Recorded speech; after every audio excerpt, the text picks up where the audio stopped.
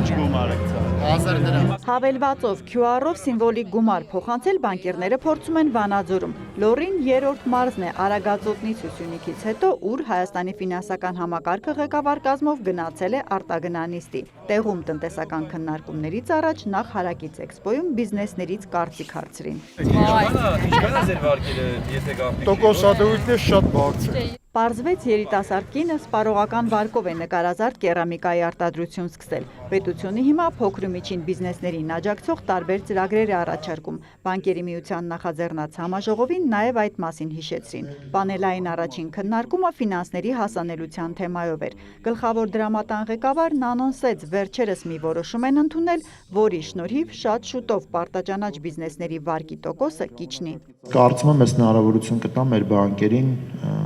1-1.5% չափով փոքր ու միջին բիզնեսի համար վարկավորման գինը էժանացնել։ Տնտեսվարողների համար լավ լուրով էր մարզ այցելել նաև էկոնոմիկայի փոխնախարարը, ասաց ջերմոց ինտենսիվ այգու սուբսիդավորման արտադրական ու լիզինգային փաթեթների պորտֆելն արդեն իսկ հատել է 480 միլիարդ դրամի սահմանը, առաջիկայում կհայտարարեն նոր նախագծի 0%-ով փոքր վարկեր տալու մասին։ Որը ենթադրում է մինչև 3 միլիոն դրամի չափով վարկերի ամբողջական տոկոսադրույքի, այստեղ կարծես 14% է նշված մեր նախագծի մեջ, ամբողջական ֆինանսավորում, սուբսիդավորում։ Քննարկումներին մասնակցող ֆինանսների նախարարն անկեղծացավ, դժվարությամբ է համաձայնվում, որ բյուջեից փող ուղղվի մասնավոր բիզնեսների ֆինանսավորմանը, բայց բազմաթիվ տնտեսվարողներ օգտվել են այդ ծրագրից եւ մեծացրել են իրենց գործունեությունը եւ որը նաեւ բերել է մեր տնտեսական աճի հիմնական ցուցանիշներին եւ կարծում եմ, որ այս ուղղությամբ պետք է շարունակենք մեր աշխատանքը։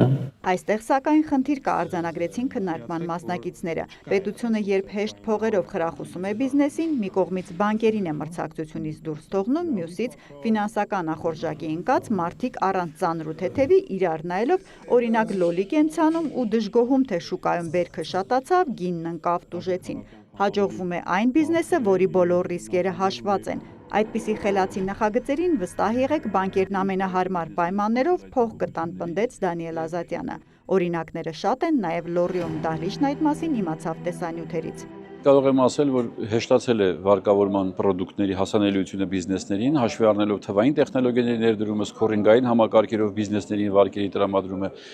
բայց այս առումով շատ կարևոր է, որպեսզի բիզնեսները գործեն թափանցիկ, իրենց վճարած հարկերով, իրենց աշխատատեղերի քանակով ազդեն, այսպես ասած, սքորինգային համակարգերի վրա եւ իրանք նոր հնարավորություններ ունենան։ Վանաձորի քննարկումն ավարտվեց կարևոր եզրակացությամբ, բանկերը շատ փող ունեն եւ տնտեսությունից նոր լավ գաղափարներ են սպասում վարկավորելու համար։ Իրենց էլ է ձեռնտու գումարների դիվերսիֆիկացումը, ուզում են ավելացնել մարզերի ֆինանսավորումը։ Հերմինե Բաղդասարյան, լուրեր։